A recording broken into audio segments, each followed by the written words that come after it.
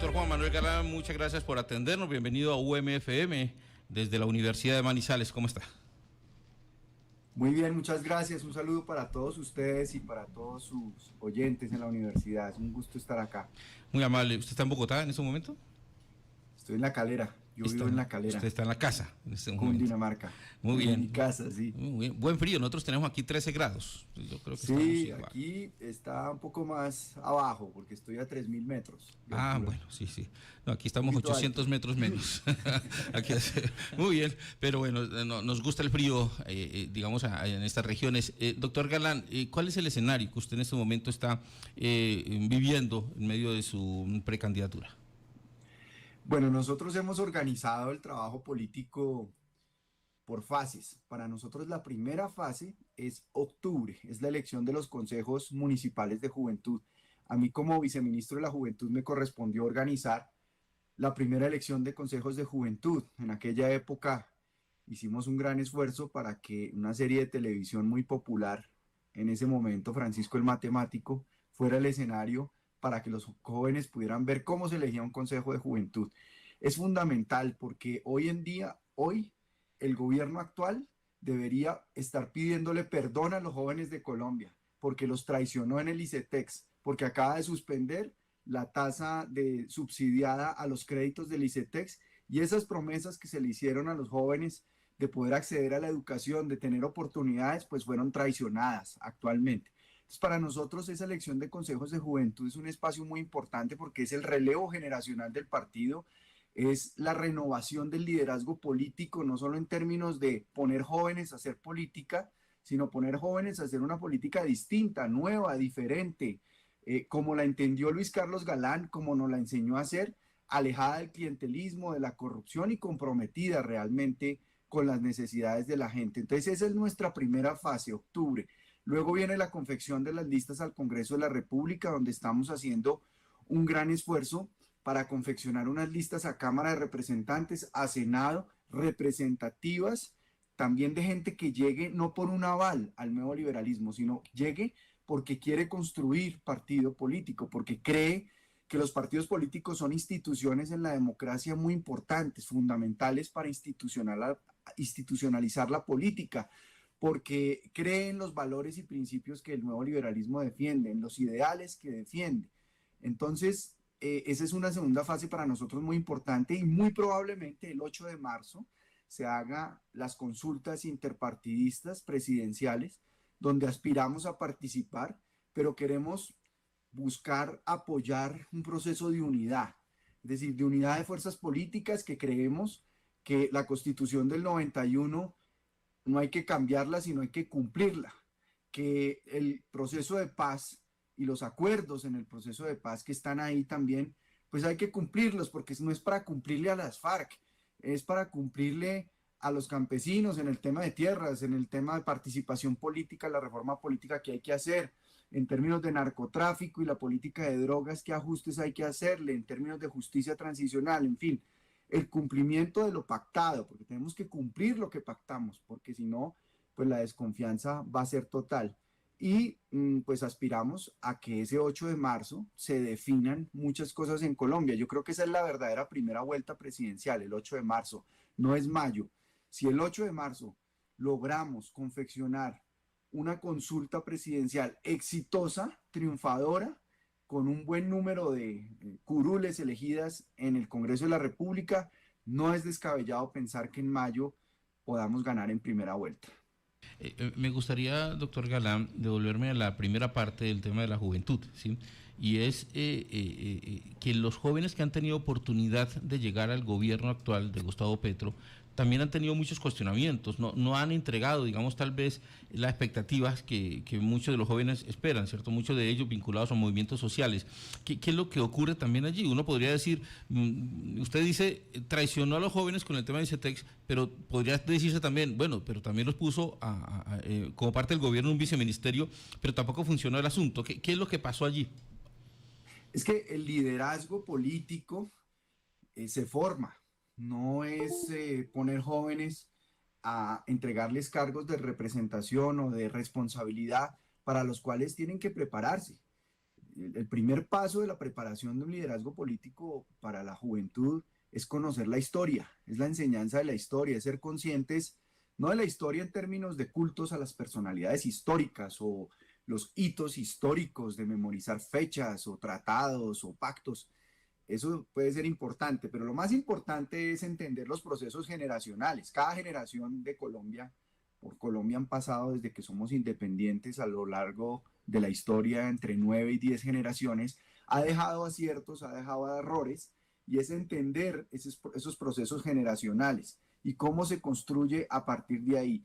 Pero también, como dice el adagio, hay que leer para pensar y pensar para hablar. Y eso toma tiempo y se requiere una preparación. El liderazgo político, por ejemplo, en el nuevo liberalismo de nuestros jóvenes, tenemos un colectivo de jóvenes en el partido, lo estamos trabajando muy de la mano de la formación. Hemos trabajado con Colombia Líder, hemos trabajado con el Instituto Nacional Demócrata para hacer permanentemente talleres. Hicimos la primera hackathon política el año pasado para que a través de mesas temáticas de trabajo los jóvenes pudieran aportar ideas, reflexionar sobre los problemas del país. Y creo que el espacio universitario es un espacio muy importante precisamente para debatir los temas de actualidad, los temas políticos a profundidad, entenderlos con evidencia, con datos y no simplemente con ideología. Precandidato Juan Manuel Galán, ¿cómo está su seguridad y qué panorama le ve usted en medio de todo lo que está sucediendo en nuestro país? Pues indudablemente la seguridad, el asesinato de Miguel Uribe Turbay, pues nos retrotrajo en la historia a lo que vivimos en los años 80. Yo era un adolescente en los años 80, tenía 17 años cuando asesinaron a Luis Carlos Galán, pero en esa época era un asesinato tras asesinato. Asesinaron a Bernardo Jaramillo Ossa, asesinaron a Carlos Pizarro, asesinaron a Jaime Pardo Leal, asesinaron a Guillermo Cano, el director del Espectador, a Antonio Roldán Betancur, gobernador de Antioquia, Jorge Enrique Pulido, periodista también del nuevo liberalismo. Entonces, lo que estamos viviendo hoy como que nos hace un déjà vu de lo que ya vivimos. Es como la repetición de la historia de violencia y el narcotráfico, las rentas criminales siempre detrás de esa misma violencia. Entonces, si no queremos repetir la historia, tenemos que trazar una nueva política en materia de drogas. Y esa política no puede quedarse hablando eternamente de las hectáreas de hoja de coca que hay que erradicar y que hay que fumigar. Aquí hay que atacar las finanzas de esas organizaciones criminales, que es su núcleo, que es su centro de gravedad, qué es lo que de verdad les va a doler, y para eso hay que tener inteligencia financiera. Hoy tenemos una UIAF, una Unidad de Información y Análisis Financiero, que tiene 32.000 millones de pesos de presupuesto. El Ministerio de la Igualdad tiene 2 billones. Entonces, eso tenemos que recuperarlo. Ahora, con la UNP, la inteligencia hoy, la DNI, la inteligencia está politizada, está al servicio del gobierno. Totalmente desconocida la ley de inteligencia y contrainteligencia que yo trabajé como autor en el Congreso, la ley 1621 de 2013, que le dio un marco jurídico a las actividades de inteligencia. La UNP, que es la encargada de proteger a los candidatos, proteger la campaña, pues realmente no ha prestado los medios que se requieren para adelantar una campaña con todas las garantías de seguridad. Pero lo que preocupa también es la intención del gobierno de suspender las elecciones o de posponer las elecciones. Eso sería gravísimo. Si en el año 90, con 3 candidatos presidenciales asesinados, no se suspendieron las elecciones, con la bomba del DAS, con la bomba del Espectador, con todo lo que vivimos en esa época que los jóvenes deberían estudiar y conocer de lo que pasó, hoy, con mayor razón, no podemos suspender ni eliminar las elecciones. Las elecciones se tienen que hacer, tiene que haber una transición pacífica de poder, y que la democracia y los colombianos sean los que decidan el destino de Colombia el año entrante. Y algunas voces con la elección de Carlos Camargo en la Corte Constitucional, lo que han dicho es eso: se garantiza con la elección de Camargo allí en la Corte, es que no se cambie el calendario.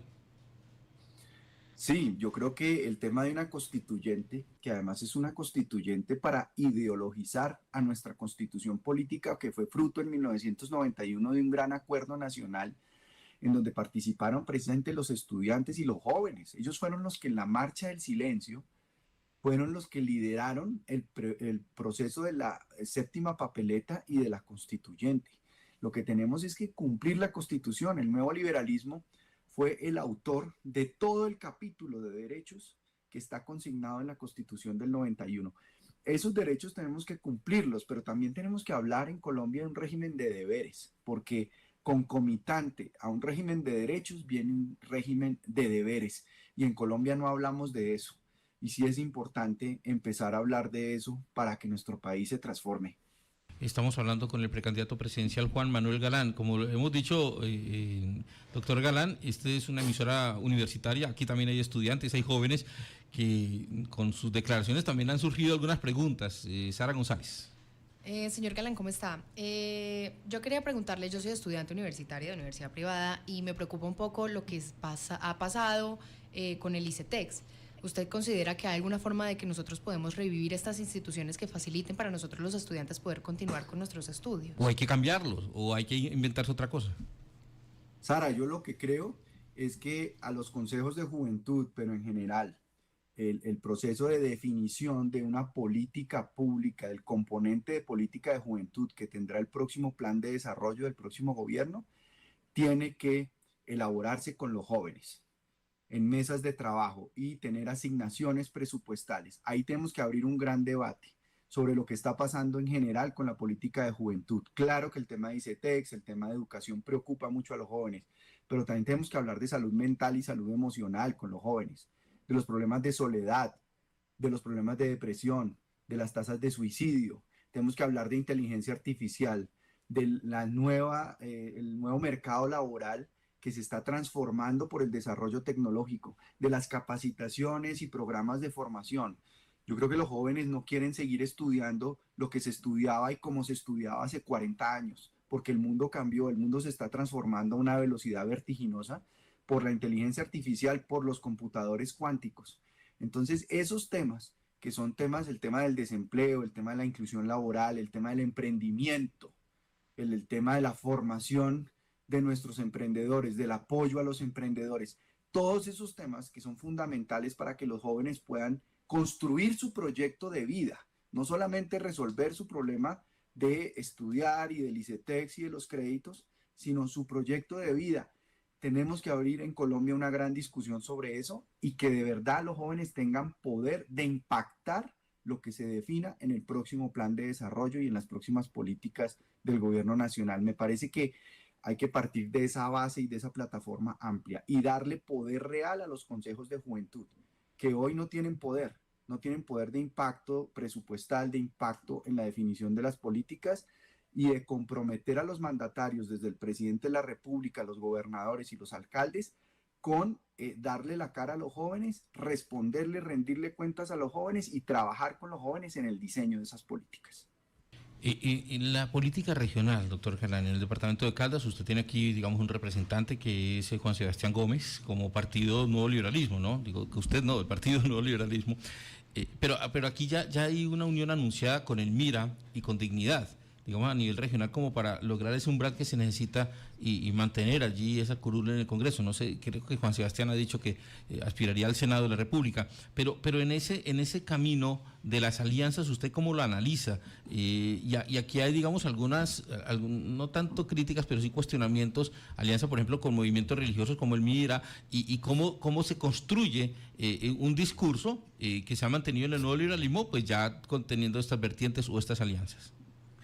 Pues nosotros nos inspiramos en las ideas del liberalismo, y en el liberalismo hay libertad de cultos, pero además hay libertad de pensamiento. Dentro del liberalismo no es un pecado pensar diferente, contrastar pensamientos. Y yo creo que lo interesante de esta alianza es que nos aliamos entre diferentes, porque pues si no nos quedamos en el partido solos pensando lo que pensamos en el partido y no logramos unirnos con otras fuerzas que por supuesto piensan diferente, pero que eso no signifique sacrificar nuestros principios, nuestros valores, nuestras ideas, nuestras causas. Juan Sebastián es una persona que ha hecho una carrera brillante en la Cámara de Representantes, que con altura ha representado al departamento de Caldas, que llegó a la vicepresidencia de la Comisión Primera, que llegó a la primera vicepresidencia de la Cámara de Representantes, que ha defendido las causas que él ha defendido. Yo quiero resaltar una muy importante y es contra la cultura mafiosa. Es toda esa cultura que ha generado el narcotráfico, de la plata fácil, de la ostentación, de la riqueza, del todo vale, del a mí no me pasa nada. Es decir, de ver esas series de Pablo Escobar o viajar y ver que venden cerveza con la etiqueta de Pablo Escobar o las camisetas de Pablo Escobar. Es decir, ese tema cultural, ese tema de rememorar y conocer la historia de lo que pasó y de los héroes que ha tenido este país que entregaron su vida defendiendo la democracia y su institucionalidad contra la amenaza del narcotráfico y de la mafia, creo que es un tema fundamental que él viene trabajando. Con él trabajamos también el proyecto de perfiles genéticos, que es un proyecto, una ley estatutaria importantísima que le va a dar herramientas a la investigación criminal para esclarecer casos que indignan a la sociedad, como el abuso sexual contra niños, el asesinato de niños. Esa herramienta de usar el ADN para tener esa prueba permite identificar a un violador en serie, a un maltratador en serie.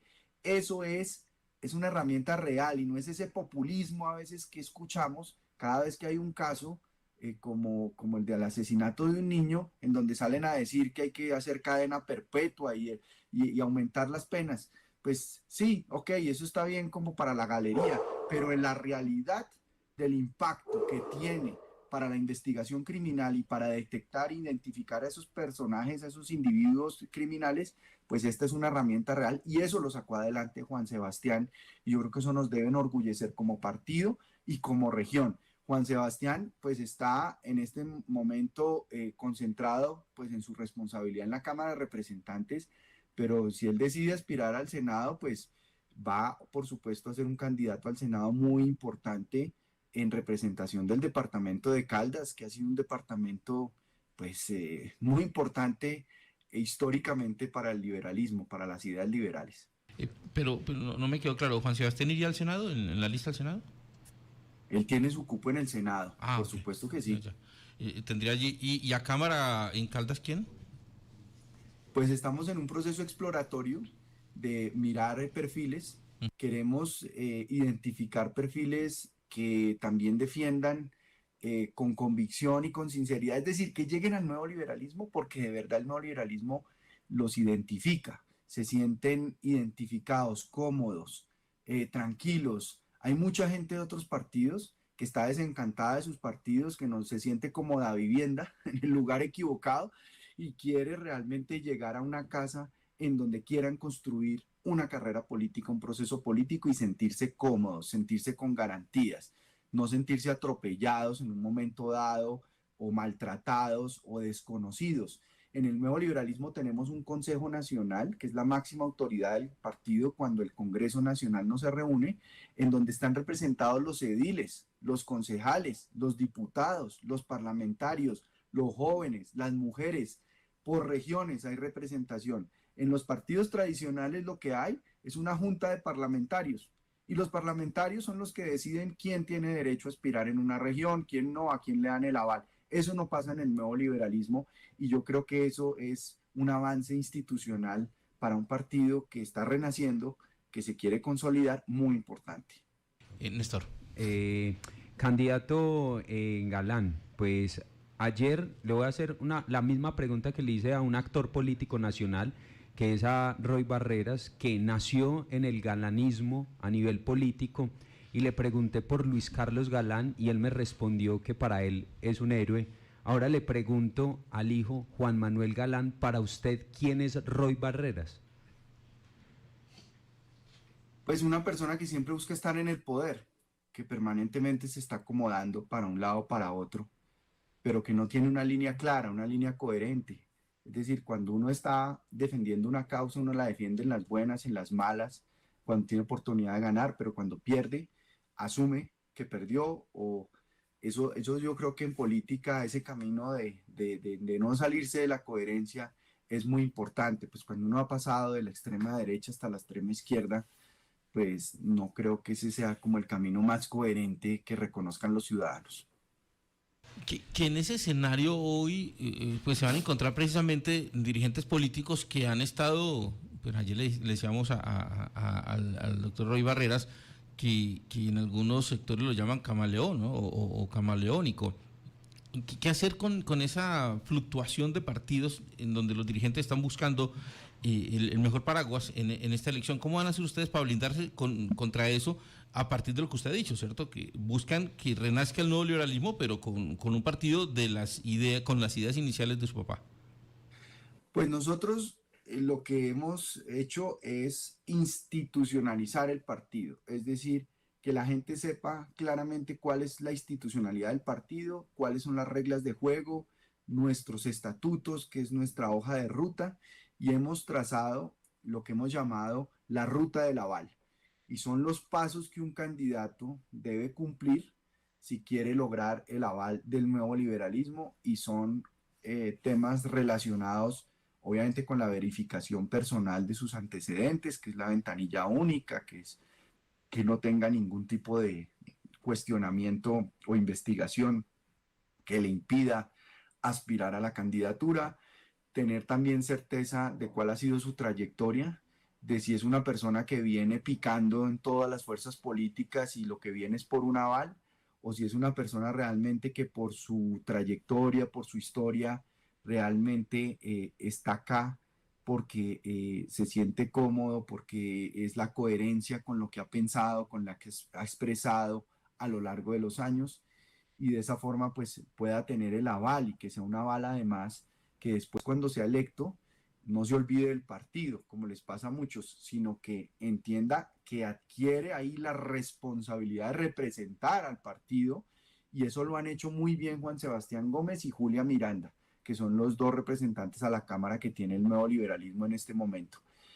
Creo que lo que pasó en el 2023, los resultados del nuevo liberalismo con 58 alcaldías ganadas, entre ellas Bogotá, Cali, Cartagena, Pasto, Florencia, San José de Guaviare, pero también los 320 concejales que tenemos, los 168 ediles, los 11 diputados y la gobernación de Casanare, en donde participamos en la elección del gobernador Zorro.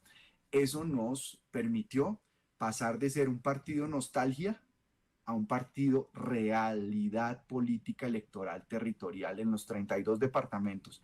En el tema de consejos de juventud tenemos 1.100 candidatos jóvenes inscritos en todo el país, y tenemos en los 32 departamentos, están esos 1.100 jóvenes aspirantes al Consejo de Juventud. Entonces, ese esfuerzo que hemos hecho yo creo que refleja la recuperación de la institucionalidad. Este no es un partido, digamos, para volverse confederación, como muchos partidos de clanes políticos o de grupos políticos, sino lo que queremos es un partido que defiende unas ideas donde tiene diversidad de pensamiento, de tendencias, por supuesto, pero donde hay unos principios y unos valores que nos identifican sobre lo fundamental en la política.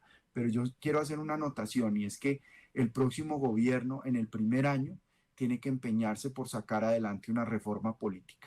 Y el núcleo, el corazón de esa reforma política es la financiación de la política. Si nosotros no garantizamos una financiación de los partidos, de las campañas, de la política transparente, legal, no vamos a poder transformar la manera de hacer política, porque no solamente hoy los ilegales financian la política, sino que los legales no financian la política, no facilitan la política. No hay nada más difícil para un candidato, y yo lo he vivido, que ir a unos bancos a solicitar un préstamo para una campaña política.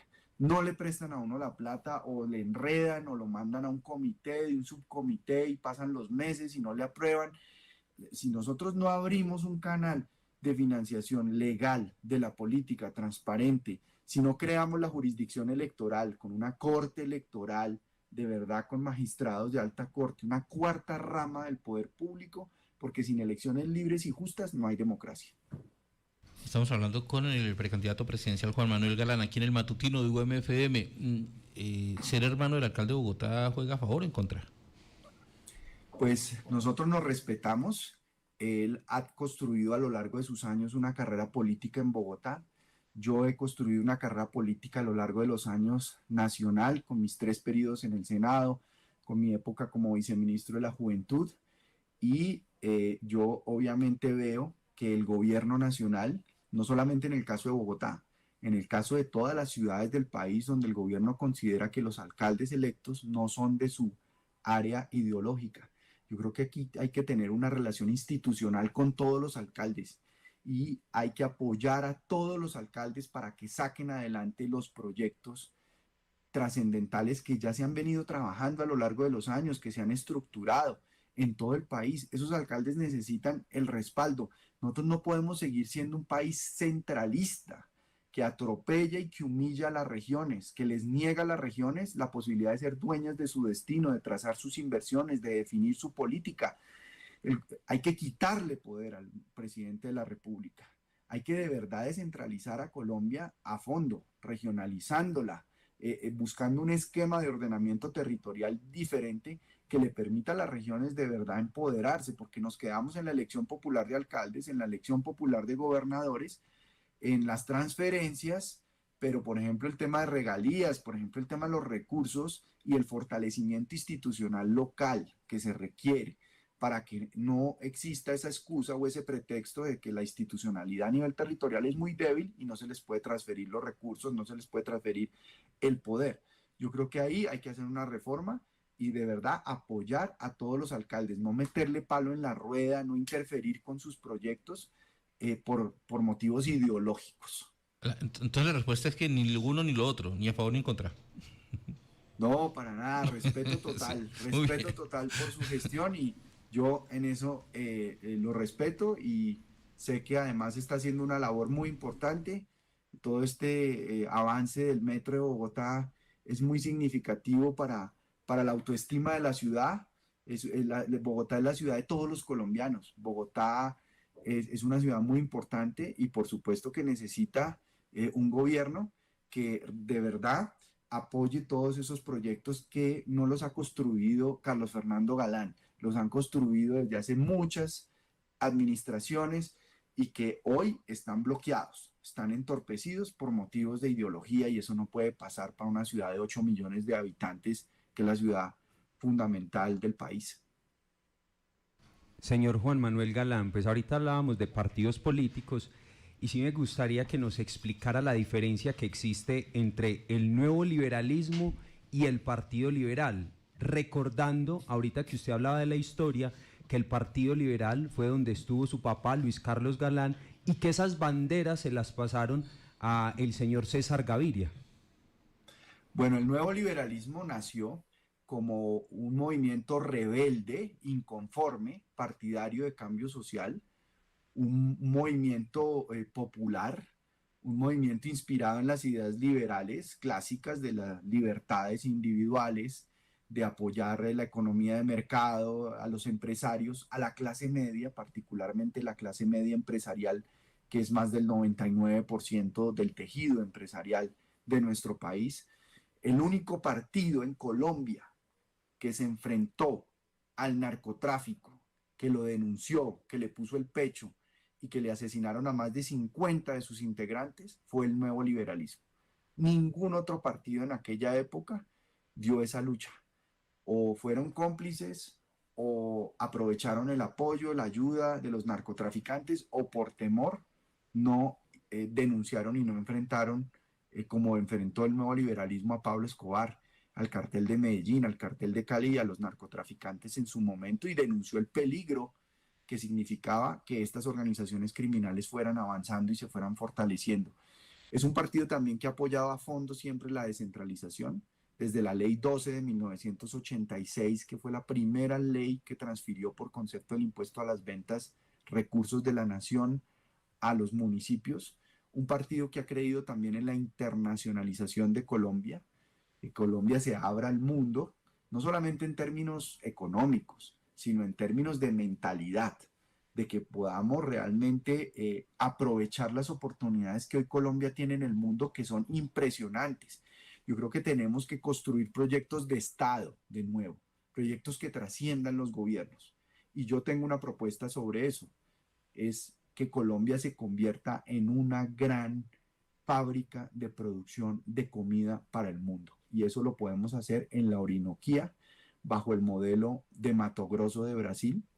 Mato Grosso, por ejemplo, en el año 2000 recaudaba en impuestos entre municipales, estatales y federales 200 millones de dólares, es decir, nada. Hoy Mato Grosso recauda 9.600 millones de dólares y la meta es llegar a 30.000. La Orinoquía tiene las mismas condiciones en la tierra, donde pues hay que hacer un proceso para alcalinizar la tierra. Se puede traer la cal del Huila, se requieren entre 15 y 20 toneladas de cal por hectárea para ir alcalinizando esa tierra, que es una tierra vieja, una tierra compacta, pero ahí tenemos que hacer una reforma y es la UAF, la Unidad Agrícola Familiar, porque eso con parcelas pequeñas no se puede hacer, hay que hacerlo a nivel industrial. Pero tenemos el potencial de convertirnos en una gran potencia de producción de comida tropical. El mundo en los próximos años va a consumir su comida viniendo del trópico. Y somos más competitivos inclusive que Brasil, porque mire lo que pasa en Brasil. En Mato Grosso sale una tractomula con los productos, la cosecha, recorre 1.000 kilómetros por carretera, llega al río, por el río otros 1.000 kilómetros hasta el Amazonas y por el Amazonas otros 1.000 kilómetros, es decir, 3.000 kilómetros debe recorrer para llegar al océano y luego dar la vuelta por el canal de Panamá. Nosotros estamos a 500 kilómetros de Bogotá, tenemos los puertos en el Caribe, tenemos los puertos en el Pacífico y tenemos una infraestructura aeroportuaria derivada de la explotación petrolera en Casanare que permitiría también tener una operación logística aeroportuaria muy interesante para sacar la comida. Yo creo que si le apostamos en los próximos 30 años a desarrollar la Orinoquía, a repoblar la Orinoquía y atraer inversión, porque es que la inversión necesita reglas de juego estables, claras. No puede estar cambiándose las reglas de juego cada 18 meses con una reforma tributaria, porque ¿quién va a invertir en esas condiciones de desconfianza y de que le cambien las reglas de juego? Pues para todos los sectores hay que buscar estabilidad para la inversión, pero creo que ese sector de la agricultura industrial es una apuesta estratégica que el país puede hacer para los próximos 30 años y tenemos que pensar en esas apuestas transformadoras del crecimiento económico.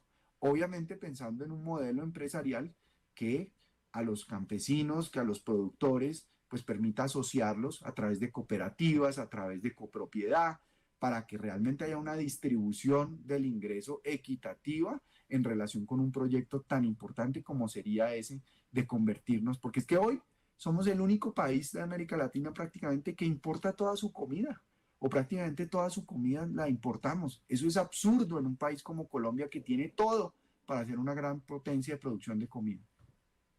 Señor Juan Manuel Galán, usted dice que el termómetro va a ser en marzo. Sí, en marzo, porque la política así lo plantea, a veces va bien, a veces va mal. Si no le va tan bien, ¿pensaría usted en alianzas hacia la presidencia? Yo estoy listo para competir y vamos a competir, vamos a aspirar a competir en esa consulta presidencial del 8 de marzo con otras fuerzas políticas defendiendo nuestra propuesta, defendiendo nuestra causa, defendiendo los valores, los principios que nosotros creemos que necesita la política en Colombia y la propuesta que necesita el país. Hay que tomar unas decisiones de impacto a corto plazo desde el 7 de agosto, en los primeros 100 días de gobierno. Tenemos que resolver el tema fiscal, que es muy complejo y donde Colombia tiene que recuperar la reputación de un manejo responsable de la economía institucional, en donde pues hagamos las reformas que hay que hacer y hagamos transparente el presupuesto. No hay nada más opaco, nada más oscuro para los ciudadanos que pagan impuestos, los contribuyentes, que cómo se elabora el presupuesto. Ahí hay que modernizarla, Diana. El segundo reto que tenemos es energético. Se nos viene un fenómeno del Niño en el 2026 y ya tenemos un déficit de generación de energía. Aquí hay que estudiar, o sea, estamos en el país, en el segundo país que mejor viento tiene para producir eólica, pero tenemos que extraer el gas, porque el gas y los hidrocarburos es lo que nos va a permitir financiar el hidrógeno azul, el hidrógeno verde, la tecnología eólica para una transición energética exitosa. Pero además el gas es lo que le está pegando hoy en el bolsillo a las familias más vulnerables, porque se ha incrementado en más de un 30% la tarifa de gas por el gas que estamos importando cuando tenemos gas aquí en la tierra y tenemos gas en el mar con los yacimientos que se han descubierto. Entonces, reactivar toda esa explotación de hidrocarburos es estratégico para el país, para que Colombia se pueda convertir en un gran hub de energía. El otro problema es recuperar el sistema de salud. Ahí hay que recuperar unas líneas de financiación con crédito para que, respaldado por la nación, para que los actores del sistema, los que les deben 32 billones de pesos ya, que son las deudas acumuladas del sistema de salud, puedan tener un oxígeno y puedan prestar los servicios a los enfermos de enfermedades huérfanas. Yo fui autor de la ley de las enfermedades huérfanas y hoy los enfermos de enfermedades huérfanas están padeciendo la restricción de la prestación de los servicios, de la entrega de medicamentos. Eso hay que resolverlo de inmediato en los primeros 100 días y buscar fórmulas para hacerlo. El otro tema es la seguridad, por supuesto. Ahí hay que tomar al ejército, tomar a la policía, hacer una redefinición estratégica, porque los drones y el incidente de Amalfi, del derribo del helicóptero con el dron, pero cómo desde el dron le estaban disparando a los policías que estaban haciendo tareas de erradicación, eso cambió el escenario estratégico. Cambió Ayacucho Pro, que es el documento estratégico de las fuerzas militares, y San Mateo, que es el documento estratégico de la Policía Nacional. Ahí hay que hacer una redefinición y hay que buscar traer tecnología, pero con estrategia, con doctrina, y no simplemente traer tecnología por traerla y sin saber cómo se va a usar en ese escenario estratégico que tenemos por delante. Profesionalizar a la policía, devolverle la movilidad aérea a las fuerzas militares y a la policía y devolverle también las capacidades de inteligencia que hoy están politizadas. Hoy hay que quitarle a la política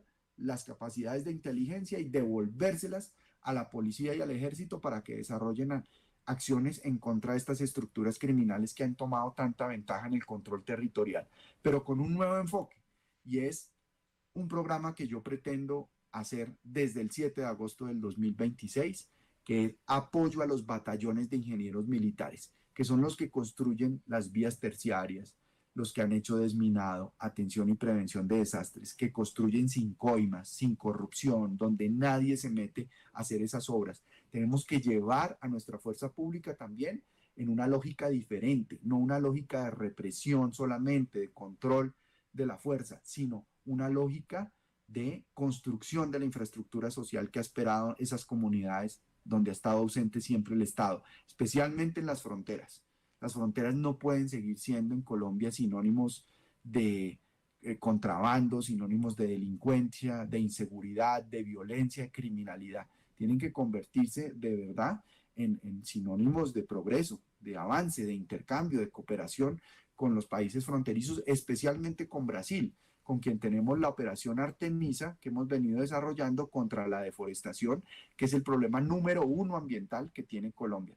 Entonces, hay muchos frentes para trabajar, pero para eso se necesita un gran equipo, un equipo de gobierno. Colombia no puede pensar en elegir un presidente simplemente y que va a llegar y va a resolver todo de la noche a la mañana. Todos esos populistas que prometen una cantidad de cosas y que engañan a la gente haciéndole creer que todo es fácil y que todo se puede materializar de la noche a la mañana, son falsos profetas. Realmente aquí lo que se necesita es trabajar en equipo, trabajar unidos desde el Congreso de la República y desde el Gobierno Nacional para desde el primer año de gobierno sacar adelante todos estos retos que he mencionado. 8 de la mañana, 2 minutos, señor Juan Manuel. Hablarle por último del tema de Aerocafé. Sabemos que este proyecto pues ya fue, digamos, presentado por el gobierno de Gustavo Petro, su financiación. Se abrió la licitación para una pista, digamos, mucho más corta, casi que del tamaño del aeropuerto La Nubia acá en Manizales, pero se busca pues que se amplíe para que también puedan llegar vuelos internacionales. Si usted llega a la presidencia, pues será también prioridad este proyecto en su administración. Pues ese proyecto, en el avance que tiene, en todo lo que se ha debatido y se ha estructurado y todos los hitos que ha tenido, pero además todos los tropiezos que ha tenido, las dificultades, hay que buscar la manera y buscaremos la manera de terminar de sacarlo adelante, porque es un proyecto pues estratégico para la región, estratégico para el departamento de Caldas. Caldas no puede tener un aeropuerto que esté cerrado todo el tiempo por temas meteorológicos y siempre los aviones desviados o a Pereira o Armenia, no. O sea, el departamento necesita tener esa capacidad aeroportuaria y es una capacidad aeroportuaria que necesita el país. Hoy Bogotá, por ejemplo, el Dorado Luis Carlos Galán es el aeropuerto número 1 en toda la América Latina. O sea, sobrepasó a Brasil sobre el número de pasajeros, pero también está el aeropuerto de Bayunca que se está haciendo en Cartagena. Es decir, en materia de proyectos de infraestructura aeroportuaria, la apuesta de lo que ya está estructurado, de lo que ya está listo, hay que buscar sacarlo adelante rápidamente, destrabando todas las trabas que puedan tener esos proyectos de infraestructura estratégica para el país y para las regiones. Es Juan Manuel Galán, está en esta carrera presidencial. ¿Usted cuántos años tiene? Perdóneme la pregunta, doctor Galán. Yo acabo de cumplir 53 años. 53 años, sí, tenía Yo soy 16 modelo años. 72. Modelo 72, sí señor. Como dicen en el lenguaje de los carros viejos, yo soy placa azul, pero conservado, no restaurado. Antiguo, la placa azul. Muy bien. Es que estaba recordando la imagen del jovencito hace 36 años entregándole las banderas del partido al expresidente Gaviria, en ese momento a esta persona de confianza de su papá. Hoy, ¿cómo es la relación con César Gaviria? Política, personal, ¿cómo es esa relación? Pues hemos tenido diferencias en este largo trasegar de la política, del pensamiento, pero creo que en este momento el país necesita madurez política y necesitamos defender la institucionalidad que se ha construido a lo largo de muchas generaciones. Y Luis Carlos Galán entregó su vida, entre muchos otros, por defender esa institucionalidad democrática contra las amenazas de las delincuencias organizadas, del narcotráfico, y hoy la responsabilidad que tenemos es continuar la defensa de esta institucionalidad democrática, que tiene errores, que tiene vacíos, que hay que mejorarla, por supuesto que sí, pero no podemos echarla por la borda atropellando la historia de tantas generaciones que han contribuido a construir la democracia que hoy tiene Colombia, que es imperfecta, pero que tenemos cada generación asumir la aposta de perfeccionarla. Y por eso estamos preparando a nuestros jóvenes para que reciban esa aposta y construyan un país mejor. Yo cada vez que voy al cementerio central a ver la tumba de mi padre, pues hay una cantidad de tumbas ahí de gente muy importante, pues acaban de además sepultar a Miguel Uribe ahí en esa alameda central del cementerio. Y hay un epitafio que a mí siempre me ha llamado la atención y que me inspira mucho. Pues no solamente el de esa tumba de Luis Carlos Galán que dice que quiero que el país me recuerde como el hombre que ayudó a cambiar la manera de pensar de la nación, sino el epitafio de Jaime Pardo Leal, que dice: si la muerte me sorprende, no le tengo miedo. Soy un hombre dialéctico y sé que cuando muera vendrán otros mejores a reemplazarme. De Pardo Leal. Estaba pensando que un ciudadano, desde la ingenuidad política, que poca hay, diría, gracias a esas banderas que usted le entregó a César Gaviria, él fue presidente. ¿Usted esperaría que César Gaviria lo apoyara a llegar a la presidencia ahora? Que tuviera ese gesto. Yo lo que creo es que tenemos que trabajar es por Colombia. Okay. Yo estoy en esta competencia, espero que sea una competencia con altura, con propuestas, porque el país necesita propuestas. El país no necesita discursos ideológicos, no necesita tampoco peleas y disputas entre extremos que se tiran entre sí permanentemente insultos y agravios. El país necesita, la gente necesita saber que si sale a la calle no le van a robar el celular, no va a encontrarse con el microtráfico, no va a tener los problemas de extorsión que estamos teniendo, que son los 3 delitos de mayor incidencia en las ciudades en Colombia en este momento. Tenemos que concentrar la energía, el trabajo en elaborar esas propuestas que sean viables, que se puedan materializar y que no engañen a la gente, porque el peor crimen que hay en política es engañar a la gente con falsas promesas, con cosas que no se pueden hacer y que terminan produciéndole a la gente una mucho mayor frustración. Por eso tenemos que vacunarnos contra los populistas y contra todas estas figuras que ahora llaman, en una palabra así, en un anglicismo, los outsiders. Tenemos que pensar que esto se construye entre todos y que estos son procesos que toman tiempo, que implican sacrificios, pero que si todos trabajamos en equipo, aportando lo que podamos aportar para que el país salga adelante y resuelva sus problemas estructurales, pues es un propósito, creo, mucho mayor y mucho más alto que simplemente estar en una contienda por una aspiración personal. Muchas gracias, doctor Juan Manuel Galán. ¿Cómo queda el partido hoy? ¿Cuál es la expectativa suya? Uy, no, pues tenemos que ganar, así sea 1-0, pero ganar y asegurar la clasificación al Mundial. Eso es lo importante, sí. ganar. ¿Le queda tiempo goles para ver fútbol? ¿Ah? ¿Le queda tiempo para ver fútbol? Pues sí, a ratos. Hoy reservé, porque es que es un partido, no es cualquier partido. Hoy sí reservé la tarde para poderlo ver con tranquilidad. Muy bien. ¿Usted es hincha de qué equipo? Yo soy hincha del Bucaramanga, en primer lugar. El hincha, pero también de la tierra del papá. Mi corazón ahí dividido el partido, porque también, es que mire, yo tengo un problema muy complicado, porque tengo 4 generaciones de la familia materna, es decir, mi mamá, mi abuelo, mis hijos y yo, inclusive mis hermanos, hemos sido hinchas de Santa Fe. Ahí el único problema que tuvimos fue mi papá, que era hincha de Millonarios. Pero también por el lado de mi papá, somos 4 generaciones de hinchas del Bucaramanga. Mi abuela, mi papá, mis hijos y yo hemos estado con el Bucaramanga. Y pues le hicimos mucha fuerza cuando ganó esa estrella, esa primera estrella el Bucaramanga, después de más de 30 años esperándola. Ya era hora. Ojo con los camaleónicos. No, pero en el fútbol eso se vale. Ya es un asunto familiar. Sí, para que no le metas cizaña. Azul, pero políticamente era rojo. Si no le metas cizaña al asunto allí. Sí, porque pasa lo mismo en Caldas, que acá hay rojos con azules. Sí, no, aquí sí, está bien. Bueno, pero sale, combina. Sale todo. Entonces, en el fondo puede ser hincha de Dairo, que fue jugador del Bucaramanga. Sí. Aquí en Caldas le estamos haciendo fuerza a Dairo Moreno hoy. No, y hay que hacerle fuerza a todos los colombianos que juegan en el exterior. Pues ahora Luis Díaz, que mejor dicho está llegando a un nivel estratosférico en el fútbol europeo, allá en el Bayern, muy importante que le vaya bien. Cuando venga Manizales, por aquí lo esperamos en la cabina de UMFM, la Universidad de Manizales. Hasta pronto, doctor Galán.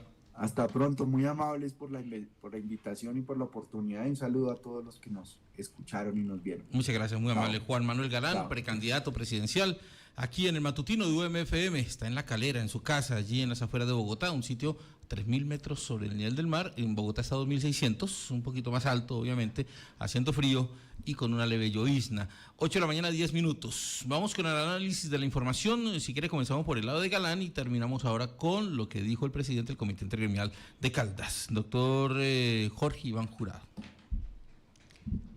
Sí, importante estos análisis. Me estaba imaginando mientras hablaba el candidato y ayer escuchando a Roy Barreras, ese bulto de gente que está aspirando y sobre todo cómo poner estas ideas pero bulto en el no, es una cantidad de gente que póngase a mirarlas. A ver, lleguemos al fondo. La expresión estuvo chévere. Solo para buscando firmas 665. Solo buscando firmas. Por ejemplo, él no está buscando firmas. Sí, entonces me estaba imaginando yo aquí los escenarios para proponer las ideas. ¿Cuáles son? ¿Quién los va a escuchar, cierto? ¿Cuáles son como las estrategias y la logística que tiene una persona que aspire a la presidencia en Colombia? Donde a todos los que he escuchado yo y en estos micrófonos hablan de que no ideología. Bueno, la ideología tiene un componente muy especial y creo que todos tenemos tendencias ideológicas. La cuestión es cómo esa ideología se convierte en un elemento que impulsa y adicionalmente empieza a ser desplazada por una serie de propuestas que el país requiere. Entonces, en ese sentido, estoy viendo esto como en un escenario de mucha incertidumbre y cada vez de más incertidumbre, con el ejercicio también de cómo hacer una campaña política en estos momentos para ellos. Específicamente en lo que tiene que ver a cómo esas ideas que están planteando, que están muy adheridas a la historia de vida de ellos, a sus gestiones, a cómo han hecho y cómo han actuado cuando han estado en el Congreso, cuál ha sido su historia, hablando ahora de lo camaleónico que que es también muy usual en nuestros políticos que van buscando como esas toldas y los reciben en esas toldas e igualmente muchos de ellos salen beneficiados en todos estos procesos electorales. No sé si es una práctica, pues no me voy a poner aquí a hacer juicios de valor, si es una práctica que les ha dado resultados en la vida e igualmente cómo lo hacen. Entonces siento que hay un desafío de país muy grande y para nosotros como electores también yo no sé si eso será pedagogía o qué. ¿Cómo van a llegar a nosotros con ese proceso? Me imagino esos 65, 60 personas buscando firmas, ¿cierto? Cuando yo voy a buscar una firma, pues le tengo que explicar muy bien al otro cuál es como mi plataforma ideológica que impulsa mi plataforma política e igualmente debo mostrar consistencia en cómo lo digo y cómo lo expreso y cuáles van a ser esos planes de país y qué país voy yo a representar y cómo la identidad de país tiene que estar definida en unas posibilidades potenciales de que necesitamos tantas cosas, de que los presupuestos no son suficientes, que cada vez se dificulta más por criterios muy particulares muchas veces de quienes dirigen el país, la aplicación de los recursos. Bueno, entonces veo ahí este panorama e igualmente noto que lo que están haciendo ahora estos precandidatos y candidatos tiene que estructurarse de manera que nosotros podamos tener como información de calidad para efectos de tomar decisiones. Mucha incertidumbre en este proceso, ojalá logremos avanzar en esto. Lo otro tiene que ver con el comité intergremial, el rol del comité intergremial en el departamento de Caldas, sus voces, las implicaciones que tienen, el poder que tienen ellos como comité intergremial, o se lo imaginan o se concreta en acciones frente a la participación política. Un comité tiene interpretación política de territorio, igualmente el comité se constituye como en un ente que puede dar posibilidades de resignificación de lo que implica lo político en el territorio. Y yo creo que el debate de las concesiones o no concesión o cuál es el modelo, creo que es fundamental para todos y creo que hay que darlos, y hoy empiezan a generarse pues como unas, ojalá no se radicalicen, sino que entendamos algo que creo yo que dijo ahí el presidente del comité, tiene que estar en el frente, y es el desarrollo de un territorio competitivo, que opcionalmente ese territorio competitivo está muy adherido al desarrollo de vías y al desarrollo que tenga que ver con esto. Ha sido un modelo que ha dado resultado en la concesión e igualmente hay indicadores. No es perfecto, ¿cierto? ¿Cómo lograr pues que las regiones tengan, por ejemplo, impacto en la elección? Era lo que yo me imaginaba ahora.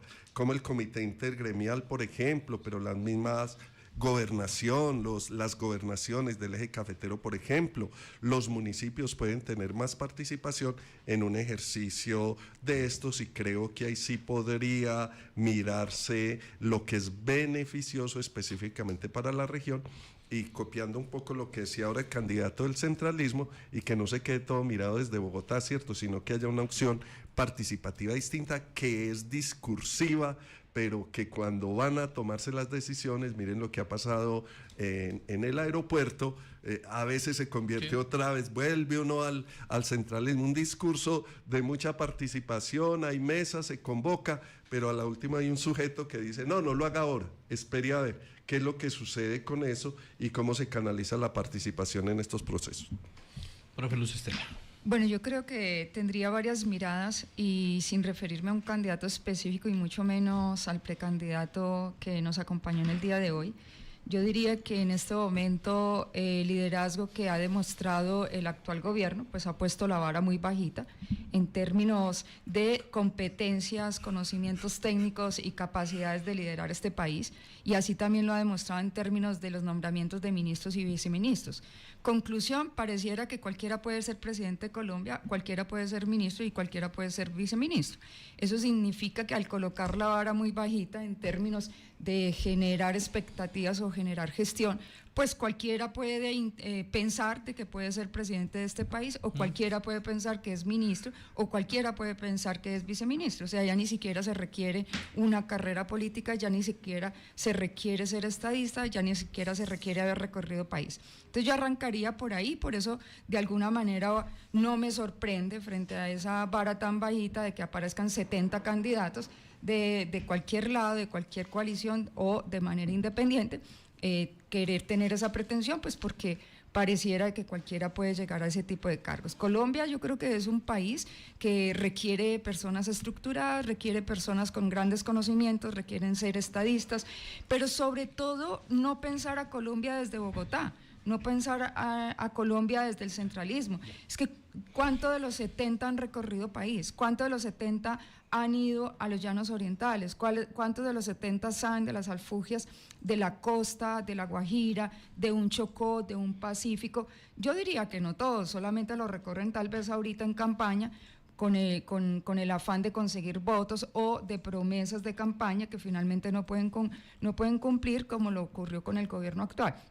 Entonces, ¿cuántos de esos se han dado la tarea de conocer muy claramente las necesidades de los colombianos, independiente del partido de ideología, cuáles son efectivamente las promesas que pueden cumplir? Porque es que Colombia está igualmente sobrediagnosticado. El tema de seguridad se sabe, el tema de sembrado se sabe, el tema de salud se sabe.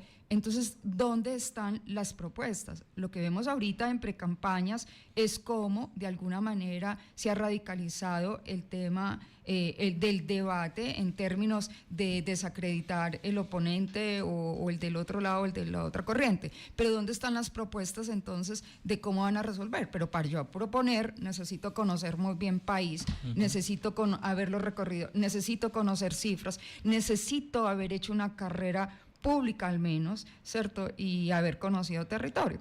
Entonces, yo creo que eso es lo que está sucediendo ahorita. ¿Y qué significa sobre eso? Que es la otra arista que yo pondría sobre la mesa, y es que Colombia le urge una reforma política frente a este tipo de elecciones, en donde, como se ha utilizado una frase que el todo vale para otras cosas, pues pareciera que políticamente en Colombia el todo vale también actualmente. Entonces requerimos una reforma política y una reforma del Estado. O sea, yo creo que son dos reformas que no dan más espera frente a todas las circunstancias que tenemos. Yo creo que es respetable, como cualquier organización, de que uno tiene que ir escalando en términos de conocimiento y en términos de generar experiencia, pero yo no puedo pretender, por decir algo y tener ejemplos como los tenemos actualmente, de salir de X, como dijeron ahorita aquí, diplomado, y pretender ser un ministro de Estado. Entonces yo creo que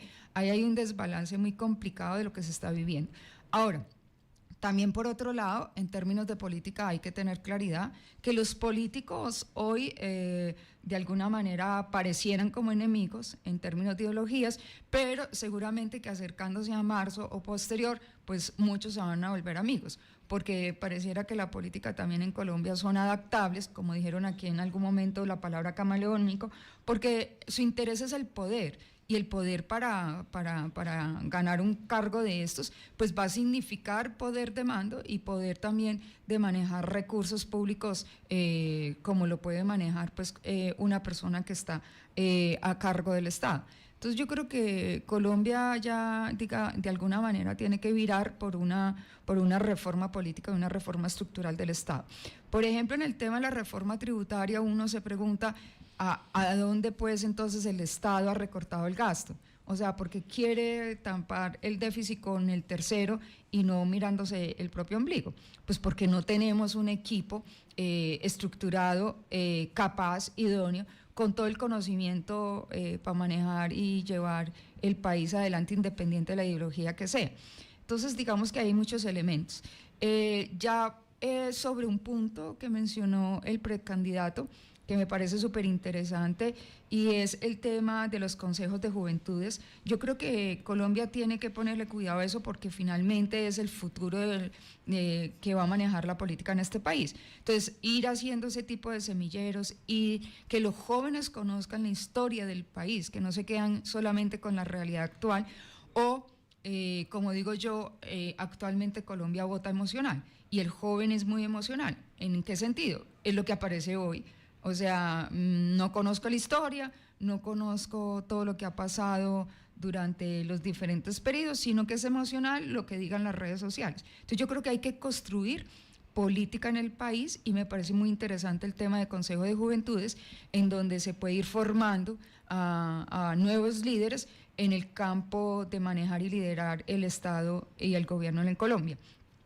Finalmente decir, en el tema de la intervención del intergremial, uno a veces piensa de que, claro, los gremios, a veces la postura es ser muy neutrales frente al tema político, pero es que el tema político no necesariamente es hacer politiquería, sino cómo de alguna manera se influye desde los gremios o desde ciertos organismos, se influye frente a decisiones futuras.